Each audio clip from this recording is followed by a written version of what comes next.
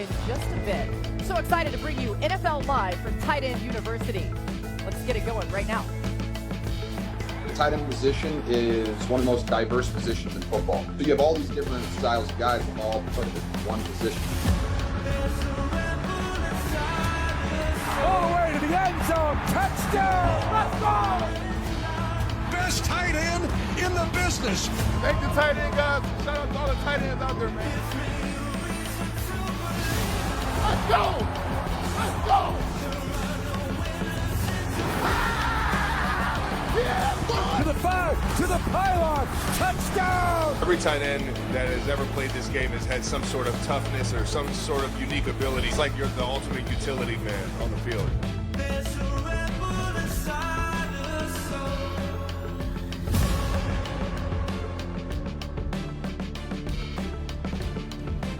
We're so glad to be with you today. This is going to be a whole lot of fun. We are going to have all the tight ends, basically every important tight end in the league, behind us on this field, practicing, hanging out. They've been spending a lot of time together. A really special event that happens here. Dan Orlovsky, Laura Rutledge with you. We're going to have some guests joining us. As I said, George Kittle coming your way, Trey McBride. Dan's going to get out on the field just a little bit, ready to throw. We'll see. We'll see. He's trying to get warmed up. Every tight end room from the NFL is represented. It's really neat. But first, we do have some breaking news to get to today. Aaron Rodgers on the Pat McAfee show shared some of the intentions for his future. Listen to this. Is it, safe to say that this is your last year playing? Yeah, I'm pretty sure this is it. That's why we just did a one-year deal. Steelers didn't need to, put any extra years on that or anything. So, this was really about finishing with a lot of love and fun and peace for the career that I've had. I mean, I played 20 freaking years. It's been a long run, and I've enjoyed it. And what better place to finish than in one of the cornerstone franchises of the NFL with Mike Tomlin and a great group of leadership and great guys in the city that expects you to win. What was your initial reaction, Dan, when you saw this from Aaron Rodgers? Now we know that it's one more year of him, and then that's it. Yeah, not surprised. It kind of felt like this was going to be the last year for Aaron Rodgers. It took Aaron a while to at least get physically and mentally fully into being a Pittsburgh Steeler and give the Steelers organization credit that they waited on Aaron. Before we get into what the season is going to look like and the potential, it is important, everybody, to just sit back. Aaron's words, 20 years. By the end of the season, he more than likely will be in the top 5 ever in the history of the league in starts, completions, attempts, yards, wins, touchdowns. I mean, when we say we're talking about one of the all-time greats, it's a reality. So there is a part that does feel Derek Jeter farewell tour part of that, just making sure that everyone, when you have that chance to watch him week 10, 11, 12, and so on, that this could be, the last few weeks to just appreciate one of the all-time greats. But then there's obvious a lot of expectations of okay, this is the last go-round, and in his words, with a trademark organization. It's hard for me right now to see the Steelers as a Super Bowl contender. But when you think about what Rodgers would want for this year, for his final year with such a storied career, how can they do what they need to do around him? How can he do what's necessary to get them to at least be a contender in the postseason? I don't believe Aaron Rodgers plays this year unless he truly felt that team could be a legitimate Super Bowl contender. I agree that I don't see them as that. Can they get to that? One, the offensive line would have to play much better. Aaron's going to have to get protected much more than he did with his time with the New York Jets. Two, we know they had DK Metcalf. Pat Freiermuth's a very young and emerging tight end. Somebody else is going to have to step forward as a pass-catching threat. They're going to have to run the football really well, and then their defense is going to have to play better and more consistent than it did last year. And then also, can he stay healthy?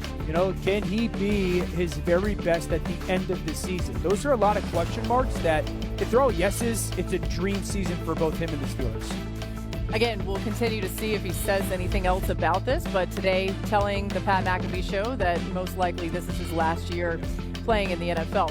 All right, back to tight end university, which is happening behind us. And at tight end, they're out here practicing on the field. You see Travis Kelce leading the drill right here, Dan. We saw already some really interesting stuff. You were a little closer to it. Yeah. You also sat in on a classroom earlier. What's been the conversation around here? Yeah, I think that the big takeaways, there's just so much knowledge and wisdom and almost like obsession to detail that can get shared from these guys. Sitting in when George Kittle did a presentation, his was on mentality and standard, and he was sharing just some of the note cards that his tight ends coach, John Emery, shared with him when he was a younger player of just, and being removed from being a player for a couple years, you forget about all the details that go in to doing your job at the very highest level. And to hear a player like George Kittle, that is one of the very best, continue to talk about that stuff and then share that with so many of the guys here, it makes you fall in love with the game again. It also makes you realize how 80, 90 guys that play that position in this league come back to this event every year.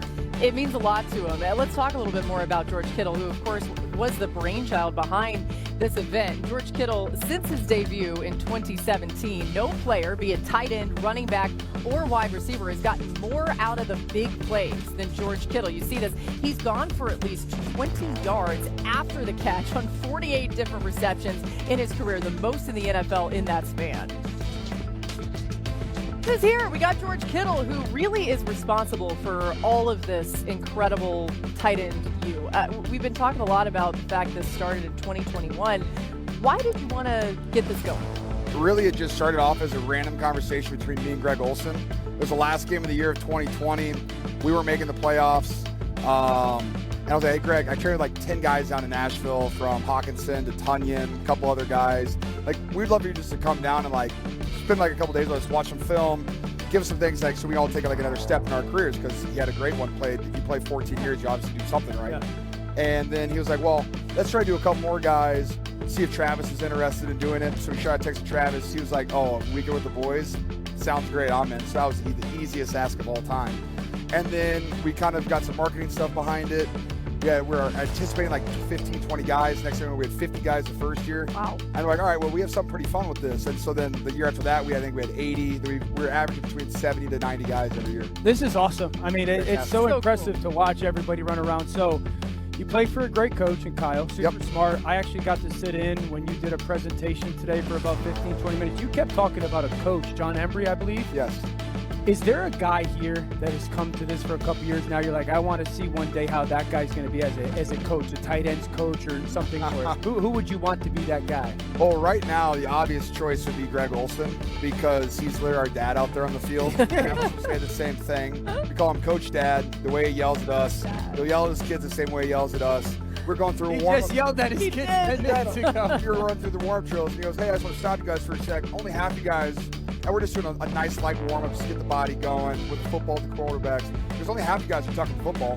Why would you not touch the football every time you go through it? Stop the whole drill. It's just like, that is somebody that you want. I mean, he was a great coach for his kids. Yeah. He was a great coach for everyone out here, too. So I think he's number one choice. Yes. You see why the greatness was something that's synonymous with his name. All right, now, there's yellow jerseys out here. You got some QBs, but we have a QB right here. I'm curious, why did Orlovsky not get the call? Like, he can throw it a little bit still. A littlest bit. We reached out and he said he was working today. He said he couldn't make it. He said he was a little bit busy. But, just as an honorary, we thought we'd give you Let's go.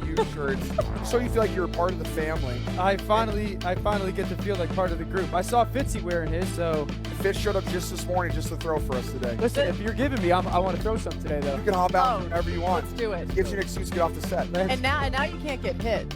You might have gotten hit. Oh, no. Gronk will hit you. Yeah, I'm sure he'll find a way. Yeah, Gronk will find a way to hit you. I'm going to put this on. I'm going to throw it a little bit today. I can't wait. I have another question. Go ahead. I mentioned Kyle. Yeah. Everyone talks about how smart Kyle is, rightfully so, and how much he helps guys succeed, right?